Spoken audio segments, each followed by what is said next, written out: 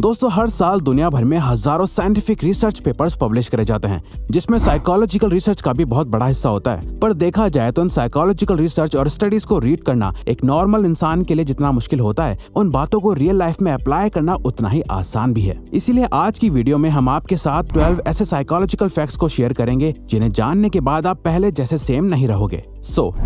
Number 1, music changes perception. हम सभी ये जानते हैं कि म्यूजिक हमारे मूड को चेंज करने का पावर रखता है। एक हाईली एनर्जेटिक सॉन्ग सुनकर आप मोटिवेटेड फील करोगे और वहीं एक सैड सॉन्ग आपको सैड और डिप्रेस्ड फील करा सकता है। आप किस टाइप का म्यूजिक सुनना पसंद करते हो, ये एक्चुअली में अफेक्ट करता है कि आप इस दुनिया को किस नजर से देखते हो। 2011 की एक स्टडी में लोगों को एक टास्क दिया गया, जहाँ उन्हें डिफरेंट म्यूजिक सुनते हुए एक पेपर पर हैप्पी और सैड फेसेस को टिक करना था। रिजल्ट ये देखा गया कि सैड म्यूजिक सुनते हुए ज्यादातर लोग सैड फेसेस को टिक कर रहे थे, वहीं हैप्पी म्यूजिक सुनते टाइम लोग हैप्पी फेसेस को चूज कर रहे थे, जिसे परसेप्चुअल एक्सपेक्टेशन का नाम दिया गया। जहां आप अपने कानों से कुछ सुनते हो तो आपका ब्रेन आपकी आंखों से सिमिलर चीजें देखने लगता है। इसीलिए एनर्जेटिक म्यूजिक वर्कआउट करते टाइम बहुत हेल्प करता है और सॉफ्ट म्यूजिक आपको फोकस करने में हेल्प करता है।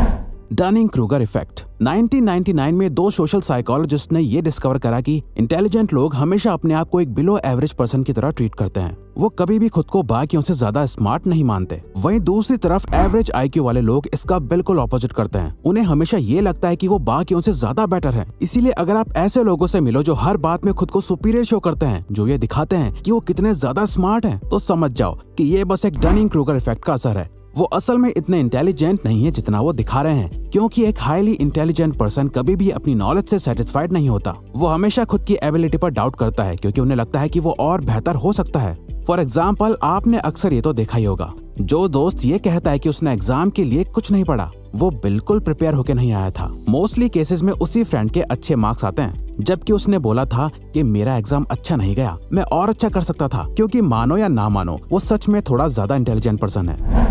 Singing reduces anxiety. इमेजिन करिए आप अपनी कार ड्राइव करते हुए अपने काम पर जा रहे हैं, जहां आपको एक इम्पोर्टेंट प्रेजेंटेशन डिलीवर करनी है। सो नेचुरली आप नर्वस और एंग्शियस फील करोगे। तो ऐसे मोमेंट में आप अपने आप को काम कैसे रखोगे? साइकोलॉजी ये कहती है कि अगर आप ऐसे टाइम पर अपना फेवरेट सॉन्ग प्ले करके खुद भी सिंगिंग करने लग जाओ। अब आपको ये सुनने में अजीब लग रहा होगा, पर सिंगिंग करने से आपके ब्रेन में एंडोर्फिन्स और ऑक्सीटोसिन रिलीज होने लगता है, जो अल्टीमेटली आपके स्ट्रेस लेवल को बहुत तेजी से कम कर देता है और आपके मूड को बेटर कर देता है। इसके अलावा ये आपके हार्ट रेट और कॉर्टिसोल लेवल को लो कर देता है, जिससे आप काम और कॉन्फिडेंट फील करने लगते हो। Power of silence. अगर आप चाहते हैं कि कॉन्वर्सेशंस आगे बढ़ती रहें पर आपको समझ नहीं आ रहा कि क्या बात करें, तो इसका सबसे सिंपल तरीका है अपने पार्टनर से कोई भी एक क्वेश्चन पूछ लो और जब वो आंसर दे दे, उसके बाद भी आई कांटेक्ट मेंटेन रखो और आपका पार्टनर साइलेंस को अवॉइड करने के लिए कुछ ना कुछ बात करने लगेगा। स्टडीज में देखा गया है, जब कोई पर्सन आपके सामने ओपन होने में स्ट्रगल करता है या अपनी फीलिंग्स को हाइड करता है, इस टाइम पर इंफॉर्मेशन निकलवाने के लिए बस एक क्वेश्चन पूछो और कुछ देर साइलेंट हो जाओ, क्योंकि किसी भी कॉन्वर्सेशन के बीच साइलेंस अच्छा नहीं लगता, जिसे अवॉइड करने के लिए वो इन्फॉर्मेशन शेयर करने लगता है या आपसे क्रॉस क्वेश्चन पूछने लगता है, जो अल्टीमेटली कॉन्वर्सेशन को मेंटेन रखता है। Playing dumb.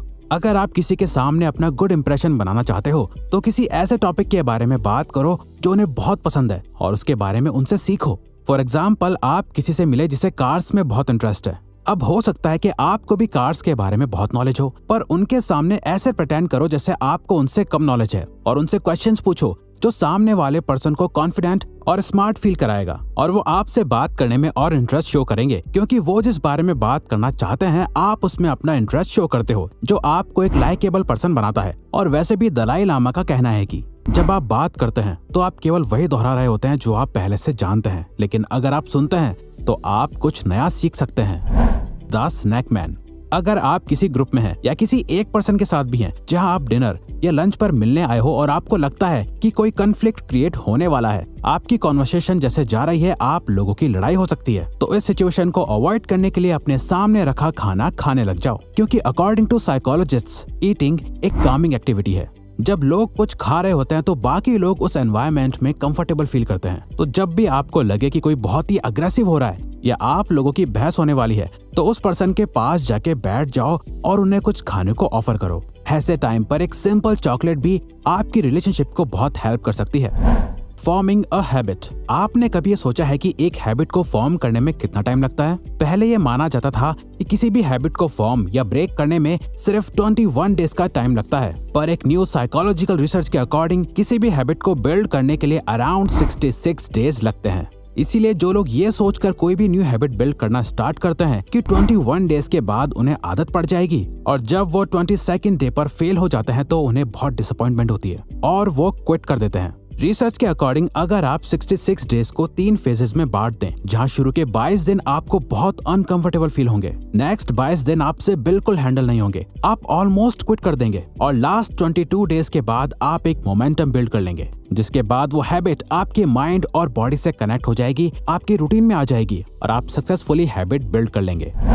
Call people bye their name. Psychologist कहते हैं कि हर पर्सन को अपना नाम सुनना सबसे फेवरेट साउंड लगता है, क्योंकि हम सभी के लिए अपना नाम बहुत इंपॉर्टेंट होता है। तो जब कोई आपके नाम को याद रखता है तो आप भी अपनी इंपॉर्टेंस फील करते हो। सिमिलरली आपने ये नोटिस करा होगा कि जब कोई आपका नाम भूल जाता है तो आप इंसल्टेड भी फील करते हो। इसीलिए किसी के सामने अपनी लाइकेबल प्रेजेंस बनाने के लिए इम्पोर्टेंट है कि कॉन्वर्सेशन में आप सामने वाले के नाम को यूज करते रहो, जो उन्हें इम्पोर्टेंस फील कराता रहेगा और वो आपके साथ और कंफर्टेबल फील करने लगेंगे।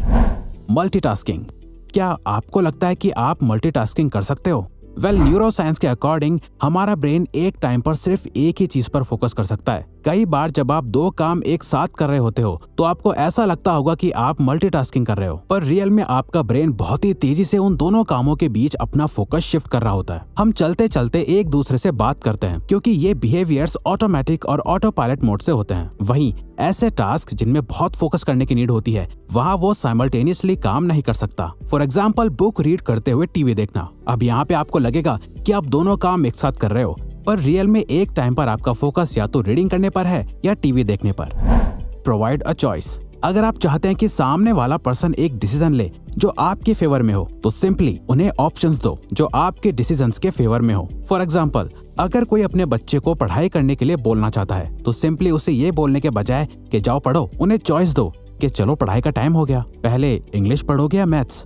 तो जब वो कोई भी चॉइस लेंगे तो उन्हें लगेगा कि वो खुद ये डिसीजन ले रहे हैं, वो अपने कंट्रोल में है। अब ये ट्रिक आप किसी के भी साथ यूज कर सकते हो। जैसे आपने नोटिस करा होगा कि हर रेस्टोरेंट में वेटर्स इसी ट्रिक का यूज करते हैं। वो आपको वो सारे ऑप्शंस देते हैं जो वो चाहते हैं कि आप ऑर्डर करो, और आप इनडायरेक्टली वही करते हो, पर आपको ऐसा लगता है कि वो डिसीजन आपने लिया, लेकिन रियलिटी में वो डिसीजन आपके वेटर ने पहले ही ले लिया था। यानी कि वो ट्राई करते हैं कि आप कुछ चुनिंदा चीजों में से ही कुछ एक चीज ऑर्डर कर दें जिसे रेडी करने में रेस्टोरेंट को ज्यादा टाइम ना लगे। The power of sunlight. दोस्तों, आपने भी नोटिस करा होगा कि पूरा दिन अपने घर या ऑफिस में बिताने के बाद जब आप बाहर निकलते हैं तो इंस्टेंटली आपका मूड बेटर हो जाता है, क्योंकि सनलाइट के बेनिफिट सिर्फ मेडिकल फील्ड्स में नहीं है जो सिर्फ आपकी बोन्स के लिए बेटर है, बल्कि कई रिसर्च में देखा गया है कि सनलाइट कई मूड डिसऑर्डर्स जैसे डिप्रेशन को भी प्रिवेंट करता है। सनलाइट से मिलने वाला विटामिन डी मूड स्टेबलाइजर की तरह एक्ट करता है और हमारे ब्रेन में प्लेजरेबल हार्मोन्स को रिलीज करता है। और ये देखा गया है कि जिन कंट्रीज में सनलाइट की रीच कम होती है, वहाँ के लोगों में डिप्रेशन के ज्यादा सिम्टम्स देखे जाते हैं। तो आपको बस दिन में 10 मिनट डायरेक्ट सनलाइट लेनी है, जो लिटरली आपकी लाइफ को चेंज कर देगा, और ये मॉर्निंग सनलाइट होगी तो और भी अच्छा। Mirror body language. अगर आप किसी से बात करते टाइम उनकी बॉडी लैंग्वेज या उनके कुछ बिहेवियर्स को कॉपी करने लग जाओ तो वो आपके साथ इंस्टेंट ट्रस्ट फॉर्म कर लेंगे। वो जैसे बात करते हैं, जैसे मूव करते हैं, अगर आप भी उनके कुछ एक्सप्रेशंस को मिरर करने लगो तो वो आपको और पसंद करने लगेंगे, क्योंकि वो आपसे और भी ज्यादा कंपैटिबल फील करेंगे। साइकोलॉजिस्ट इसे कैमेलियन इफेक्ट कहते हैं। फॉर एग्जाम्पल, किसी से बात करते टाइम ये नोटिस करो कि वो कौन से वर्ड सबसे ज्यादा यूज करते हैं, और आप भी बात करते टाइम उन वर्ड्स का यूज करने लग जाओ। इससे वो खुद को आपसे आइडेंटिफाइड कर पाएंगे, उन्हें लगेगा कि आप भी उन्हीं के जैसे हो, और वो आपकी कंपनी को एंजॉय करने लगेंगे। तो अगर आपको ये वीडियो अच्छी लगी तो वीडियो को लाइक और सब्सक्राइब बटन पर क्लिक करके इस चैनल को ग्रो करने में सपोर्ट करो, और बेल नोटिफिकेशन ऑन कर लीजिए ताकि आप आने वाली वीडियोस मिस ना कर पाओ। Thank you for watching.